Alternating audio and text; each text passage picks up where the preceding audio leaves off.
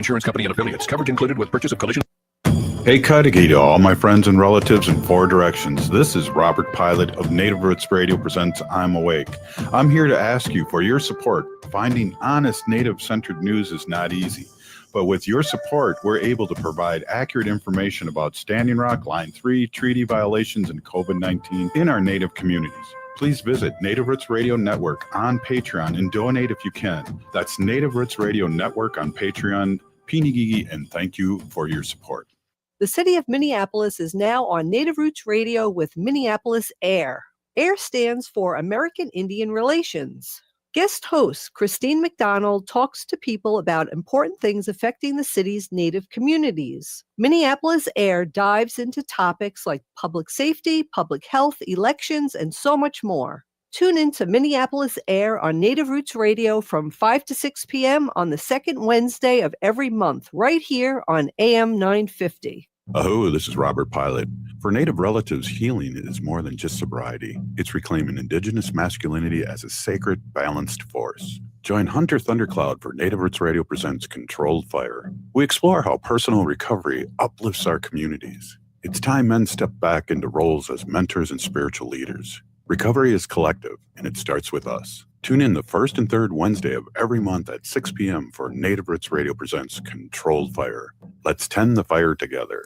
Support comes from the Walker Arts Center. Did you know that the Walker has a cinema that shows film almost every week? From artist talks, genre-defined performances, and world premieres to archival shorts and experimental soundscapes, the Walker Cinema explores all modes of global and local filmmaking. Get your first tickets for free. Visit walkerart.org/cinema to learn more. That's walkerart.org/cinema. See you at the movies.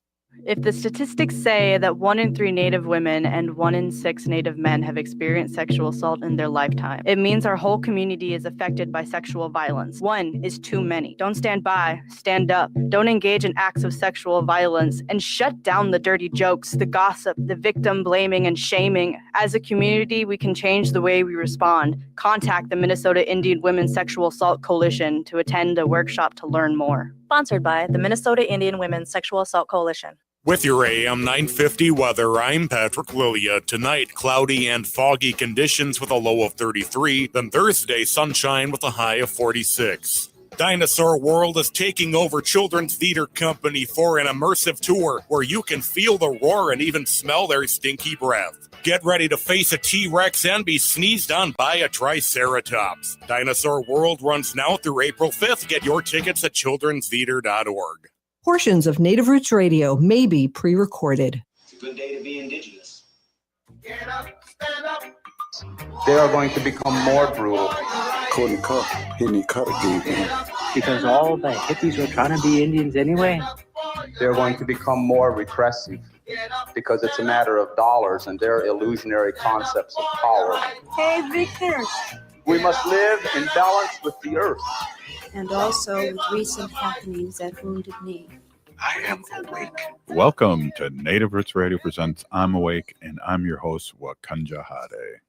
Hey, Kadagi, to all my friends and relatives in four directions. You are listening to Native Roots Radio presents I'm Awake, and I'm your host, Robert Pilot.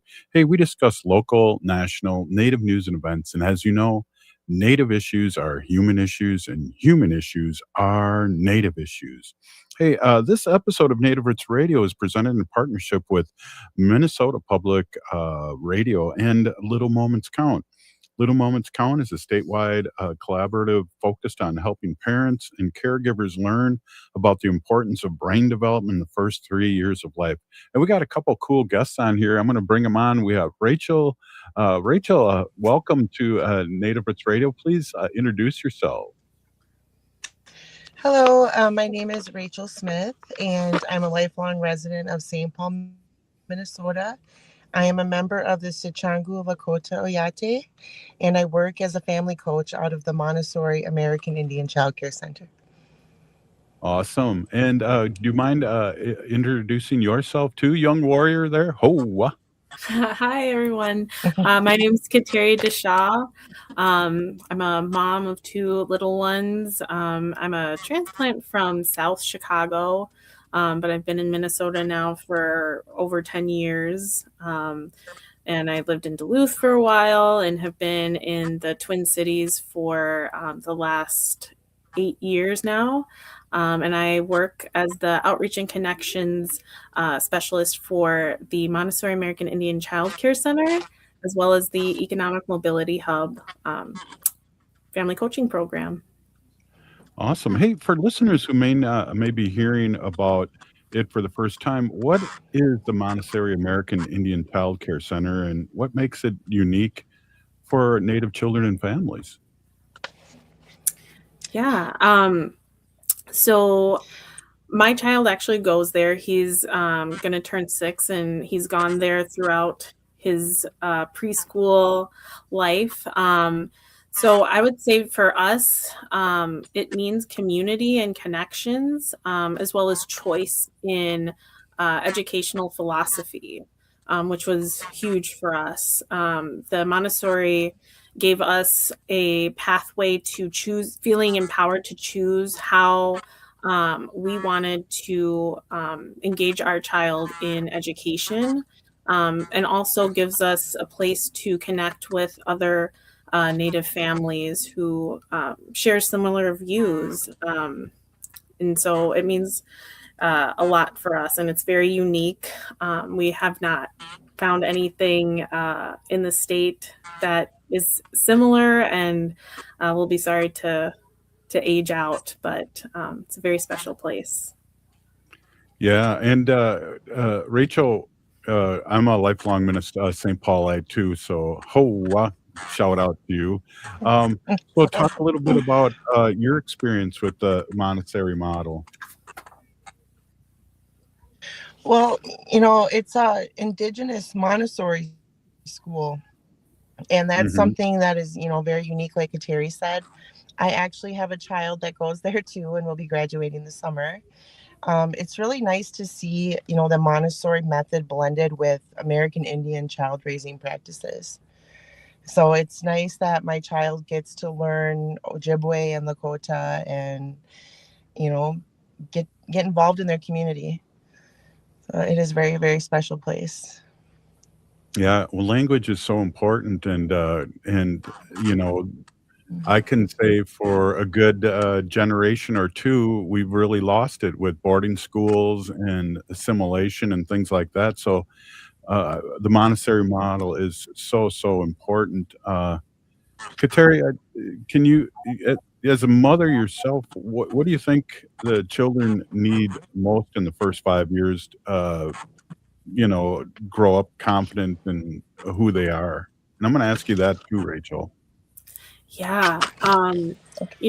Honestly, before joining the Montessori, I feel like that was such a complex question for me. But after experiencing the Montessori method and watching, my child flourish in it is something that makes a lot of things clear for me. So the Montessori is it's child-centered. And it's child-led. So you follow the child's curiosity. And I believe that is right in line with indigenous ideals of children are sacred beings. And in the Montessori classroom, in the Montessori's children's house, you can really see that come to life because they treat the children with such respect. And it's like a mutual give and take of respect. They practice practical life works. So, they're sewing, they're washing dishes, they're making bread, as preschoolers. And before I would have said oh, wow, there's no way, a 3-year-old would want to make banana bread all the way through the process. But at the Montessori and through the Montessori method, you can really see that because they're centering the child's curiosity. So if the child is curious about, a recipe, they're there to guide and to really respect the child's ways of doing things with giving them tools and practical advice. So, wow, That's amazing. Rachel, what are your thoughts about that? With the first 5 years, how important these Montessori experiences for our Native children. Well, it's about having routines, and learning about boundaries, like for yourself, for others, learning how to be respectful, how to effectively communicate with peers and adults. Once those basic things are in place, and the child feels secure. So we have two, parenting programs in the school. One is Positive Indian Parenting, and the other is Circle of Security. And we really focus on the child being secure so that that confidence can grow. And it's really nice to see. Like, we'll get some 3-year-olds who are very nervous and shy and they don't want to come to school. By 6 years old, they are little mentors to the other children. So the 3-year-olds are encouraged to go to an older child for help. So I think that's really nice with having like the blended ages in the classroom. Well, and they're also relearning what they're teaching, and that's so amazing for somebody that age. I taught high school, and we did a lot of that, but at that young age, that's amazing to hear. Kateri, you work for an economic mobility hub. Would some listeners may not know about what is the hub and how does it support Native families raising young children? Yeah. So the Economic Mobility Hub is a collaborative organization. It's a collaboration between the Department of Indian Work of St. Paul, as well as the Montessori American Indian Child Care Center, which is very important because what we are trying to do is true systems change. We're providing wraparound support for families who may be right on the cusp of, getting to that next level. And so we help families through family coaching, a family coaching model. Each family is paired with their own family coach that they have access to. They have weekly meetings, the hub. We also have monthly programming for families to get together. Also skill building opportunities for families.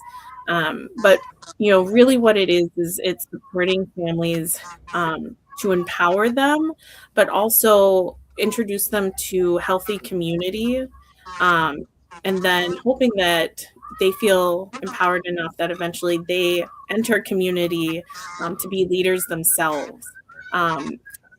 Let's talk more about that. We're going to take a quick break. Hey, we are Native Roots Radio, and this is a show about a little moment's count in a Montessori school. We'll be right back. This is Native Roots Radio. Support comes from the Walker Arts Center. Local artist Rosie Seamoss, Seneca Nation of Indians, Huron Clan, embodies Onondaga philosophies of peacemaking and relationality in new immersive installation. Visit Age Jagwa Desnigowaweni. I hope it'll stir your mind and explore a space built for communal rest and contemplation. Seamus presents a performance of the same name this May. Learn more about the exhibition and performance at walkerart.org. Aho, this is Robert Pilot. For Native relatives, healing is more than just sobriety. It's reclaiming Indigenous masculinity as a sacred, balanced force. Join Hunter Thundercloud for Native Roots Radio presents Controlled Fire. We explore how personal recovery uplifts our communities. It's time men step back into roles as mentors and spiritual leaders. Recovery is collective, and it starts with us. Tune in the first and third Wednesday of every month at 6 p.m. for Native Roots Radio presents Controlled Fire. Let's tend the fire together. The city of Minneapolis is now on Native Roots Radio with Minneapolis AIR. AIR stands for American Indian Relations. Guest host Christine McDonald talks to people about important things affecting the city's Native communities. Minneapolis AIR dives into topics like public safety, public health, elections, and so much more. Tune in to Minneapolis AIR on Native Roots Radio from 5 to 6 p.m. on the second Wednesday of every month, right here on AM 950. This is Chase Iron Eyes announcing a new show on AM 950, the progressive voice of Minnesota, powered by Native Roots Radio. The show is called Native American Patriot Talk Radio. What will we do on the show? We are going to explore and dive into the source of American constitutional sovereignty, the intersection of Native American and legal issues. Find us the first and third Tuesday of every month at 6 p.m. on AM 950. I'm Lieutenant Governor Peggy Flanagan, and I want to be your next United States Senator, and you are listening to Native Roots Radio. Welcome back. Native Roots Radio presents I'm Awake, and this is Robert Pilot. Hey, welcome back, everyone. This is our Little Moments show, and for more information, you can visit littlemomentscount.org. And we are talking to our friends about Montessori American Indian Child Care Center, MAICC, and Economic Mobility Hub. And Kateri, do you mind finishing your thought? I think some of the bumper music might have caught you at the end there for break. Yeah, no, I think I was talking about, we really strive to build healthy community and empower families that work with us to engage in healthy communities in a leadership sense. And so we're trying to change the systems that for a long time have, I feel like serviced communities in ways that were not asked for. And we're trying to empower the voices of families who are working with us to utilize the supports and community that are going to lift them up. As opposed to keep them in a cycle. So we do a lot of, community resource connection. It's heavily, we have our own goal plan system that we created that's culturally relevant to our families that we work with, called the 7 Generations Plan. And so it's really a multifaceted program. It's very exciting. Yeah, that does sound exciting. And can you explain a little more about the 7 Generation Family Plan? Sure. Yeah. So we have created the 7 Generation Family Goal Plan. And really what that is families work on that one-on-one with their family coach. And it's really a living document where it centers the family in what they envision for themselves. And then it kind of helps break it down into smaller pieces. And then it's really wonderful because it keeps coming back to that concept of building goals and really a life, not just for yourself, but for the 7 generations after you, right? And then, but also realizing that you're coming from 7 generations behind you and what you might want to carry forward and what you might want to heal with. And so it really centralizes, healing and building and then moving forward and envisioning the future that you want for your family. Wow, that's beautiful. And there's a guaranteed basic income for some families. Can you explain that to me? I'm not too sure what that is. Yeah. So that's another really exciting opportunity that we've had. We're on our second cohort that just started last month. Prior to that, we had a cohort of 26 families who worked with us, receiving $500 a month for 2 years, over the course of 2 years. And then during that time period, of course, they're meeting with their family coaches, utilizing our skills workshops and family connections. And really that was to see of, if people have more money, does that help, right? And I believe what we are seeing is that, yes, it does. It gives families breathing room where, it's the, 1 month you might be worrying about groceries or if you're going to make rent. And for someone with $500 extra and a family coach behind them to really strategize, it gives them the breathing space to actually dream. Because so often we see families in stress and crisis mode. And, we're seeing that, that $500 actually does help. So Yeah, that is amazing. And, many families are balancing work and childcare and reconnecting with their culture how do programs like MAICC and Economic Mobility Hub help families feel supported instead of doing it all alone? And I think you kind of touched a little bit on that, but can you maybe even elaborate more? yeah, definitely. And this is something that, I think we all keep coming back to in the work that we do is community, is connection to community, because you really see that in, starting from the Montessori Children's House classroom. It's a classroom made up of 33 months all the way up to 6 years old. And they're building their own community within that classroom. They're building relationships, they're having conflict, they're resolving conflict.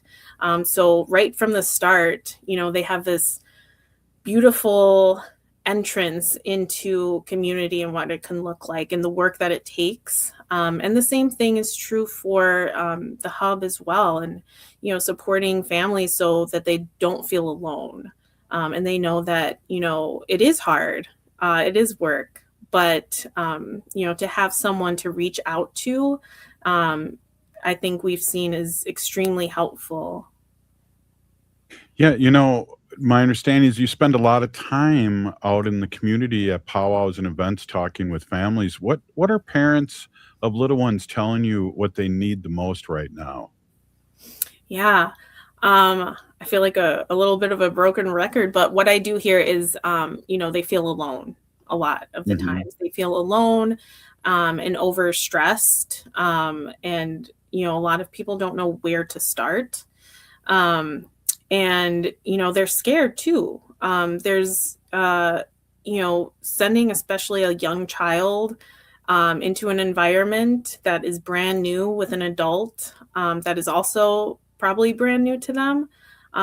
It's work for the parent and it's work for the child. But I'm hearing, from the community as I talk to them about our program, we have the opportunity to not just, here we are here, it's a child care center, but the opportunity to welcome in the child as well as the family. And so we have a wonderful parent coordinator and social worker. She is awesome at what she does. She really works with families if they're having a hard time, whatever the issue is. She will help find resources. And so, payment is never a barrier as well for us. And so if there's a financial stress, we work with a family too. So it's really that cultivating of solid, healthy community supports. I have a listener, I do believe Jim's listening on Facebook or no, YouTube, and he is just so proud to see, he's at roughly the same age as I am, and he's saying unbelievably nice to see the next generation stepping up and showing us how to do this. And I got to give that shout out to you and Rachel. It is, and we have struggled and for many, many years, and the next generation, we are so proud of what you two are doing for the community. I just had to say that because Jim posted that up on YouTube too. So appreciate your input, Jim. And it is amazing, Kateri, to hear all this that's happening. For parents and grandparents listening, what message would you like to leave them with, and about the power that they have shaping the next generation? And I know by talking to you, you two do understand what the power is. Yeah. And this is, something that I talk about constantly in my household, just at home, like, wow, this is a lot, but it's also just amazing to see these young beings just developing and having curiosity. So I would say, the power, you can feel it if you're open to it. And I feel like more than not, we are open to it. We just have to allow ourselves to feel that we are doing a good job. And at the same time, we have these sacred beings in our care, which is truly one of the most important jobs anyone can do. These sacred beings are going to be leading us one day. And that makes me really excited. Wow, great point. Hey, how can our listeners find out more about your programs? Sure. So you can go on the website, which is maiccmn.org. You can also call the office telephone to get more information, or if you want to set up a tour. And that is 651-478-1189. And then if you are interested in the Economic Mobility Hub, honestly, the fastest way is to just Google us. We are the Economic Mobility Hub for American Indian families in Ramsey County. And that'll bring up some great websites for you to get connected to us. Hey, I just want to say a big Pinigi thank you. It's enlightening and powerful to hear both your stories about what's happening with our young ones and again, for the next 7 generations, which we all appreciate. Thank you so much, Rachel and Kateri, for being on Native Roots Radio. Hope to see you again. Thank you so much. It's a pleasure. Thank you. Right on. Hey, up next, we have our friend, Miss Castle from Warrior Woman, and we want to catch up what's going on with the Warrior Woman. So, hey, hold on, and we'll be right back after this short break. Please stay with us. Ho-wah.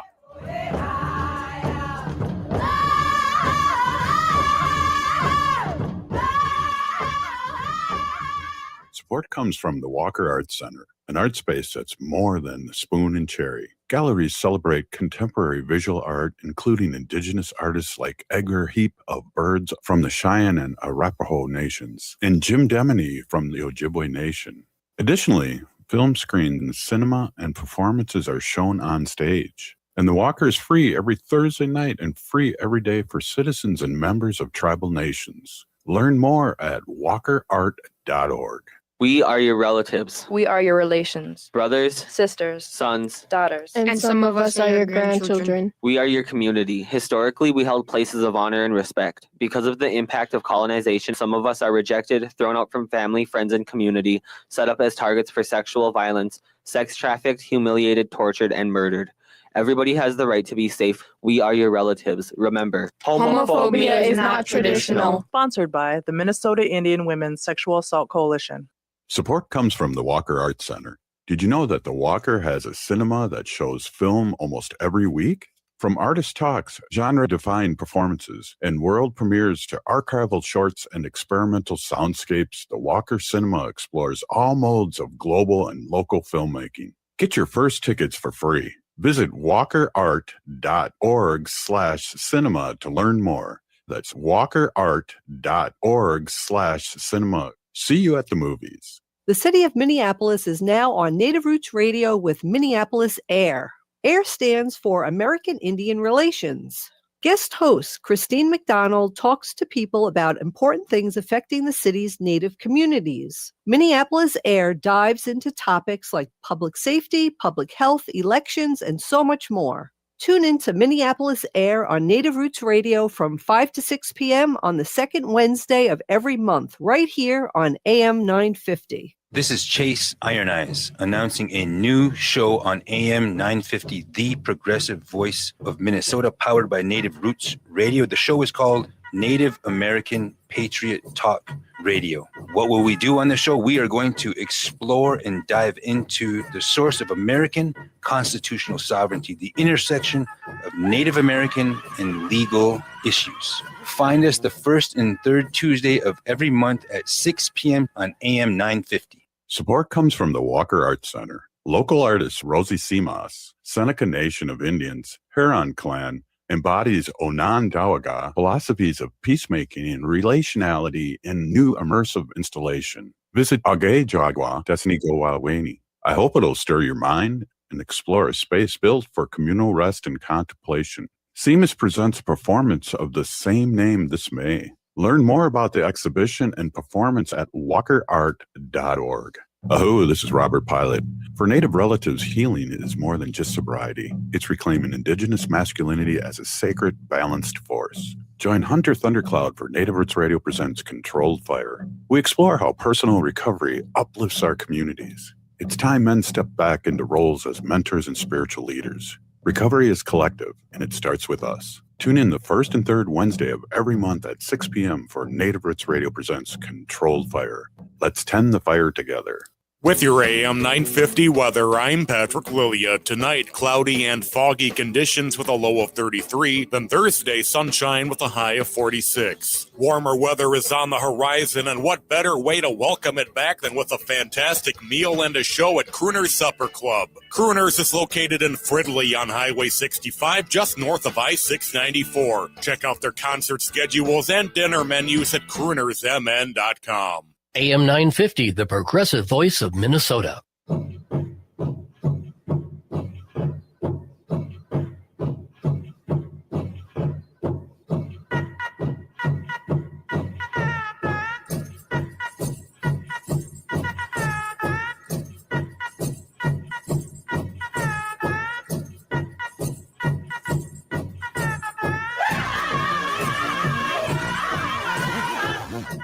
Welcome back to Native Roots Radio presents I'm Awake, and this is Robert Pilot.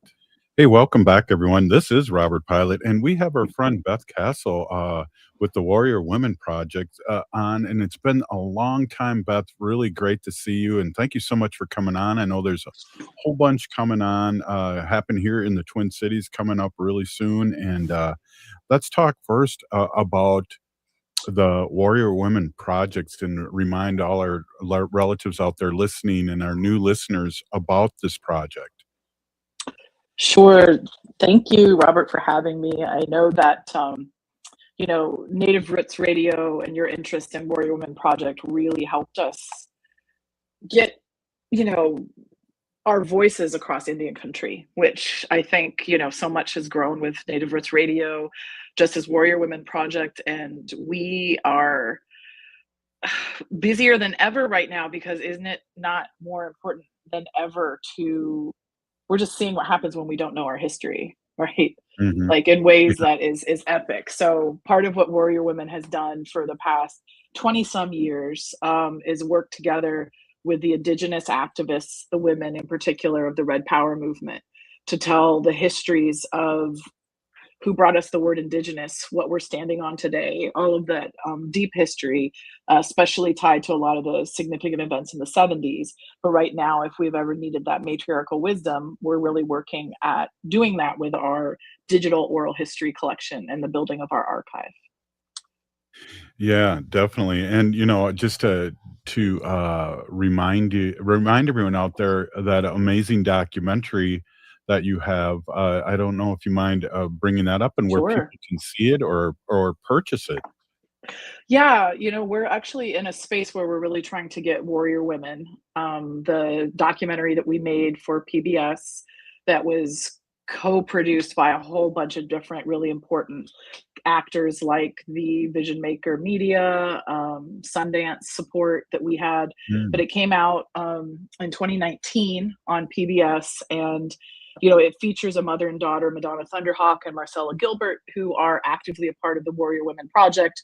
That's what makes us different, is that these are all ongoing relationships, right? They're never one and done. It's the antithesis, if you will, I hope, of non-extractive, right? These relationships are ongoing. Warrior Women, the film, we'd love for you to see and use in whatever ways possible. You can access through our website, warriorwomen.org. And you can get, like right now, we rent it for a small fee. Contact us if you need it for free. We'll get it to you as well. But we're looking to redistribute it very soon on another, hopefully a level where it can get out there and be even more embraced. Well, will there be any added segments to it? Because I know since meeting you guys, I've been to Wounded Knee, and I've seen at the time I think Madonna was 79 or 80 years old on a horse, and things like that weren't shown in the movie, and they're still doing the work for our community as they have been for so long, both of them.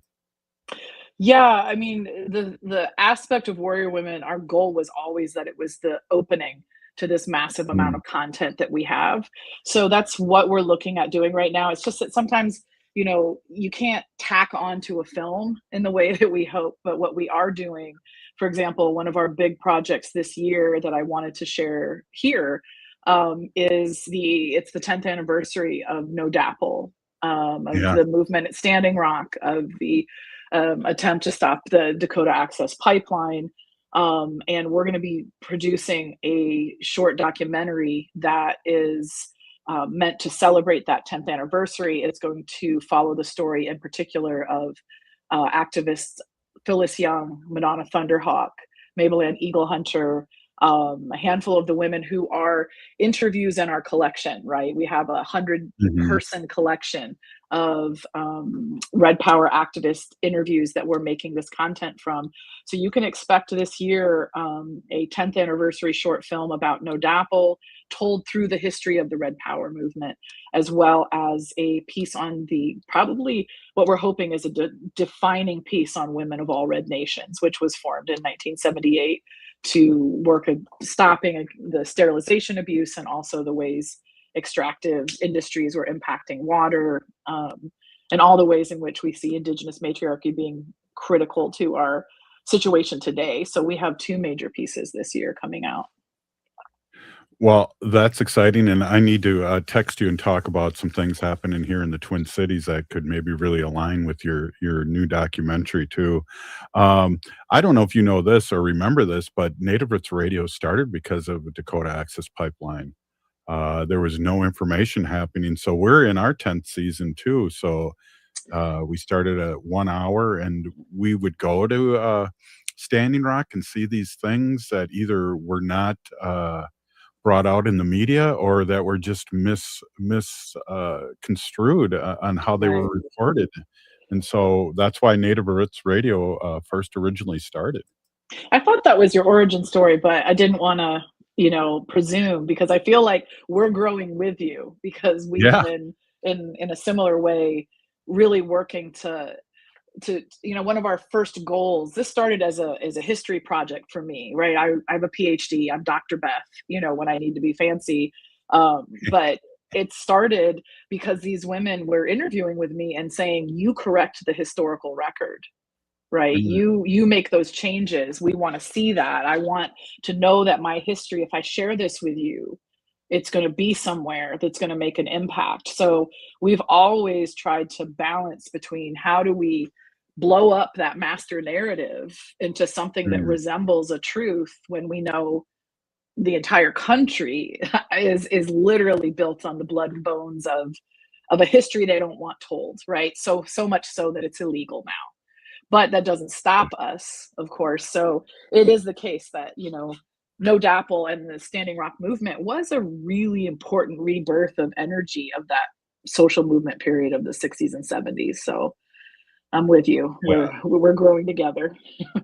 I agree on both parts, and I remember having Madonna on the show, and I think you were on the show too a few years ago, and they were kind of, son, where is everybody? There was a lull maybe in the late 90s, early 2000s of non-activism, and then Standing Rock happened, and people that you have interviewed over the years, including Madonna, I know she was everything from out in San Francisco with the Alcatraz all the way to Line 3, Yeah. doing the work.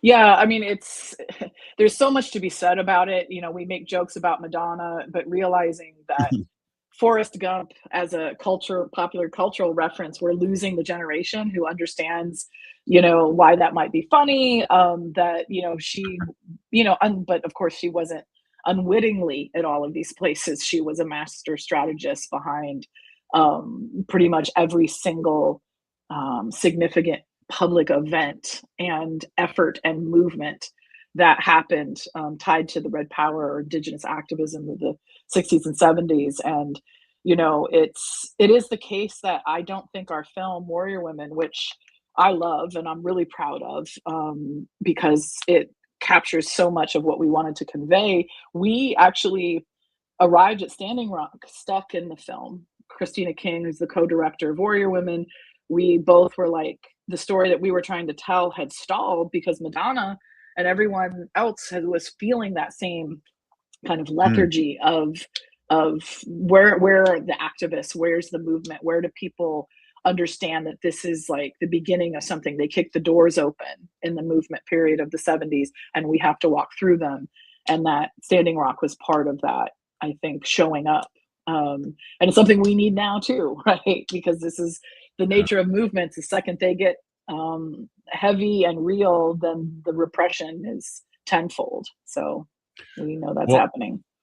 I like what I learned from the Warrior Women Project, and is all these women during the Red Power movement and early years of AIM were really the people in the background doing all the work, and not some of the work, all of the work. And that was something at my age I was able to learn through the Warrior Women Project, just by not only, the stories, but just happenstance of the stories, meaning that there was a lot of, humility in the stories.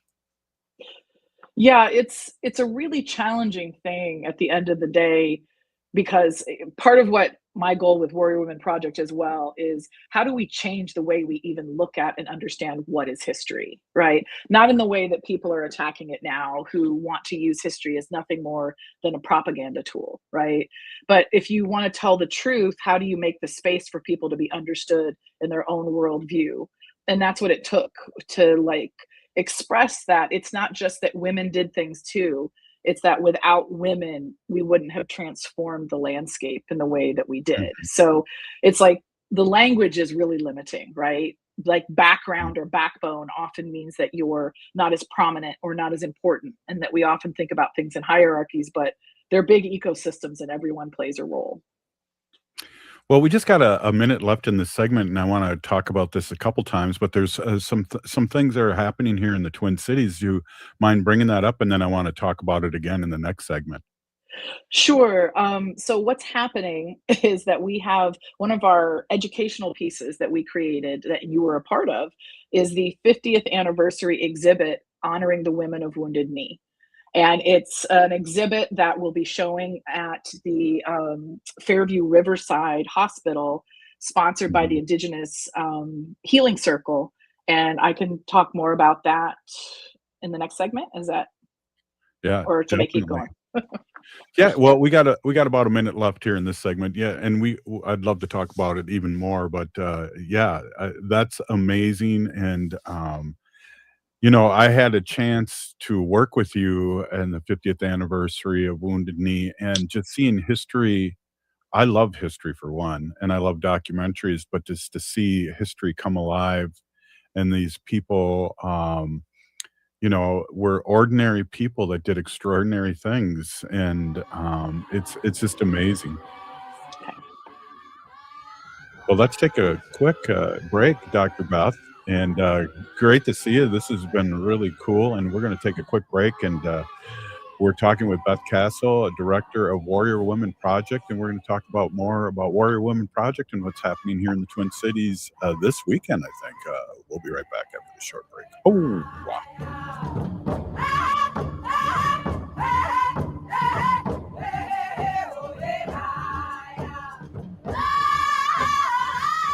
The city of Minneapolis is now on Native Roots Radio with Minneapolis AIR. AIR stands for American Indian Relations.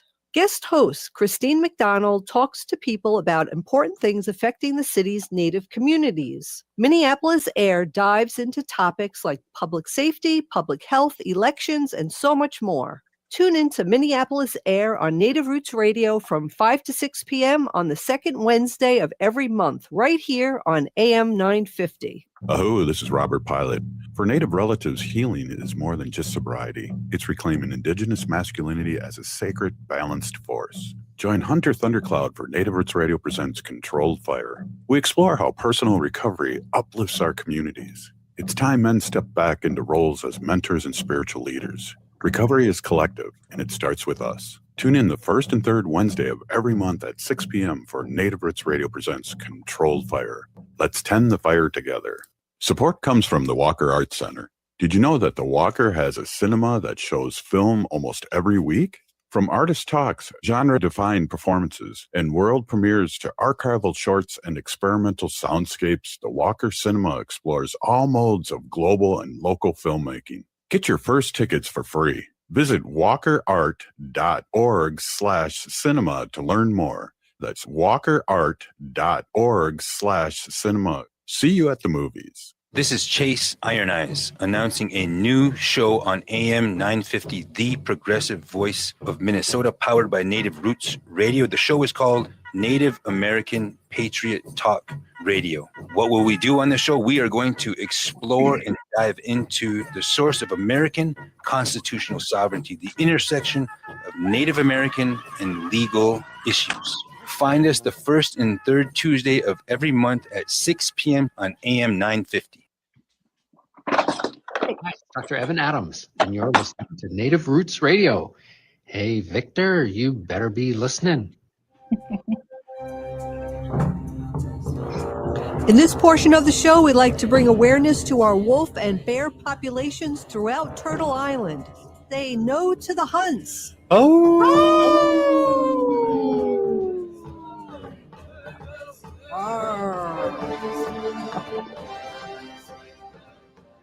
Hey, welcome back, everyone. We were with our friend, Dr. Beth Castle, Director of Warrior Women Projects. And before we get going on what's happening here this weekend, we have something that we want to talk about that's happening on March 31st. And I wonder if you mind letting our listeners know, because we're all over Turtle Island, and I think this is really important to talk about as you do. Yeah, I appreciate that, because there's a woman who we met through your show. We never would have encountered her if she hadn't, I think she just called in. And this was early on when you were just kind of gathering people on Zoom, it felt like, and we were having good conversations. But she is an activist who showed up. She was part of Wounded Knee and the liberation of Wounded Knee in 1973. Her name is Lavetta Yigu. I did it wrong, even though her daughter was training with me earlier. Lavetta called in. We were able to do an interview with her, and then she showed up at the 50th anniversary exhibit space where we were on, it was at February 27th, 2023. And she was part of a roundtable that you helped facilitate. And I remember she bought me a blanket that I sleep under every night. Sadly, yeah, she was so sweet. And Lavetta walked on this past year, and she passed away. And it was very unfortunate too, because we wanted to reconnect and learn more from her. I'm hoping we can continue to do that with her daughter Amber, who's helped to organize, along with the Kiowa tribe, a day of honoring and recognition. It's actually Lavetta Yigu's celebrating her day, the entire day. There's an event the 5th to the 8th, 5 p.m. to 8 p.m. on Tuesday, March 31st. And we'll be able to share some more information on our website, and I can share it with you as well. But part of why I wanted to bring it up is that she just told the most powerful story when we got on the Zoom call with her to do an interview, because we couldn't do it in person. It wasn't safe because of COVID.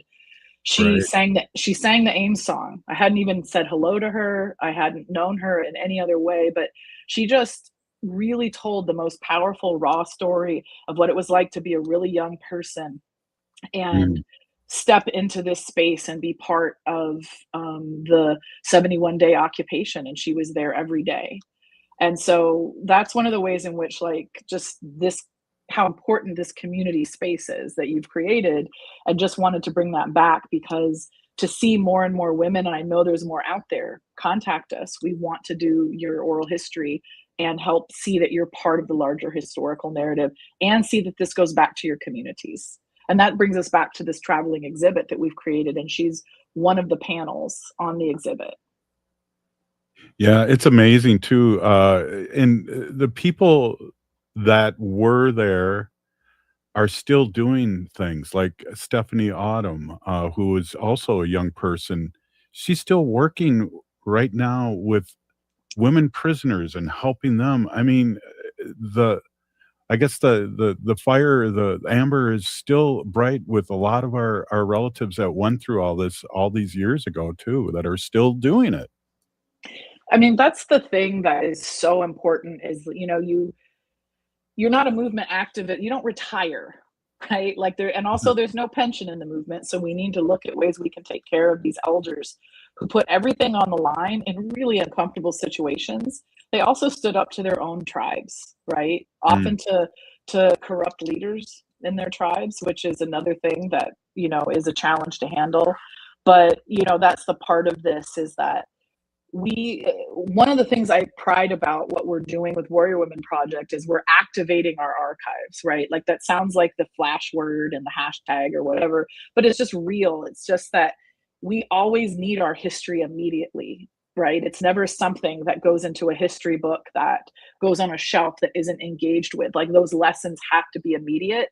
And so often we don't listen to our mothers in the same way, and so they have these stories. And I'm so glad that Lavetta shared her story and became part of something bigger in that way. But we have yet, there's so much more we need to know. Come as an Oklahoma, tribal person, what can we learn from her? Because there were quite a few women, like Frances Wise, who is from Oklahoma as well, who played a really important role in the American Indian movement and Women of All Red Nations. So, it's really awesome to see these connections be made, and definitely have like her daughter, who I don't know that well yet, but I'm hoping we can connect more in how we continue to help tell the history of her mom and the people that she knew, because that's how it works, right? Like it's family based. You find one person and then you expand out to see who else did organizing that made it possible for you to go out and do what you did in the day. So Awe-inspiring. And let's talk a little bit again about the display that's going to be at, is it Fairview that's going to be at? yeah, this is something it's been organized by Wyatt Pickner and Heather Fahey. I'm hoping I've said her name right. We made a connection locally when we did an event where we were supporting and bringing together some of the women of all Red Nations, including Winona LaDuke, Lisa Bellinger, Nancy Shippentauer, Lakota Hardin, a number of people. This was back in October, and we met Heather there. And she's part of the Indigenous Healing Circle. I believe it's an employee group within and I'll stand to be corrected if I need to, because I don't want to misrepresent anything. But they basically did what we were hoping, which was invite and bring the exhibit to Fairview Riverside in the West Building. And it will be there from March 20th to April 1st. And anyone can come and engage with it. There's a reception on Friday from 12 to 2 p.m. this Friday, the 20th. But part of this, and you mentioned Stephanie Autumn earlier, Lisa Bellinger, who is a pretty, well-known local activist whose mother, Pat Bellinger, was one of the co-founders of WARN, Women of All Red Nations, and the American Indian Movement, are going to host this 16-panel exhibit that we created those years ago so that we could see that this, and each panel is an interview that's in our collection. And it's a brief bit about the story of that woman, and it's a 3x7 foot panel. And then you can use a QR code, or be instructed on how you can see on our website. You can listen to the clip of the interview that's relevant. So it's a very interactive experience, and it is meticulously researched. So unlike a lot of things where you're like, often people said it and they meant, women were there and they did this and they did that, but who were they? When were they born? What else did they do? What were their lives like, right? So that's what we try to do with this exhibit. And also the thing that we're so proud of is that it is a handful of folks who identified as American Indian movement activists, members, leaders, being part of the movement. But many of the women here are what we call the matriarchs of Pine Ridge, who were the middle-aged women who were holding it down and pushing back against the corruption that was happening locally. So it's a very powerful exhibit, and we're hoping especially as it's based in Minneapolis right now, that it gets out to a lot more areas and that it can be seen and other people want to take it on and show it and engage with it. Wow, that's amazing. And I know Heather very well. She's been on the show. As a matter of fact, I reached Great. out to Heather and she has pneumonia right now. And then Yeah, I didn't. let's call Dr. Beth Castle. I haven't talked to you in a while. And I am so glad that we talked because we need to do this more often. And one more time about the exhibit in Minneapolis. The Women of Wounded Knee exhibit, March 20th through April 1st, will be at Fairview Riverside West Building, available to the public to view. And you can find out more at warriorwomen.org. And we really invite you to join our mailing list. We really want to be able to be in direct communication with you. So all of those can be found at warriorwomen.org. Well, thank you so much. Beth, do you mind holding on after the show? I just want to ask you something really quick. Hey, this is Native Roots Radio. If you're listening to the show, you are part of the resistance from Chief Plenty Coop, the ground on which we stand on. It's sacred ground. It's the blood of our ancestors. We need to resist, divest, join a group, and vote. We'll be here tomorrow. This has been Native Roots Radio. I heard sex trafficking happens a lot in Indian country. What is that? Here are some